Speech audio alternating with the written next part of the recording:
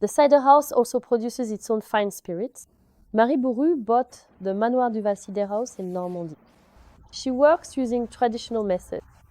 Cider, Calvados, and Pommeau are made with their own apples. Roughly, we use 15% tart apples, 25% bitter apples, 30% sweet apples, and 30% bittersweet apples. All the apples end up on the apple platform.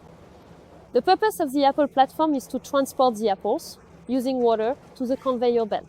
You have to sort the apples, remove all the damaged and rotten ones, because they will actually bring mold and bacteria into the cider. Once they are sorted, they will be washed with clean water and then crushed. On the skin of the apple, there are yeasts and vitamins. In the seeds, there is fat and bitterness. So we chop everything up and let it sit for about an hour in the hopper. Then we press. To press, well, we take the apples that have been crushed and put them in a cloth. The goal is to spread them evenly in the cloth so that they are pressed evenly as well. We close the cloth, put a grid called a key on top, and we do this 10 times. And once we have the right height, we turn the press and start pressing. So that means the press will push down and crush the apples. The juice will come out through the cloth and flow into the tray. That juice is sent into the vats, and then in the vats, fermentation will take place. It will last between 3 and 6 months, and we will taste our different vats. The goal is always to have the most balanced cider possible. The douce is a cider that will be the sweetest and the least alcoholic. And if we let the fermentation go on longer, well, we'll get a cider that is brut, meaning it will have more alcohol and less sugar.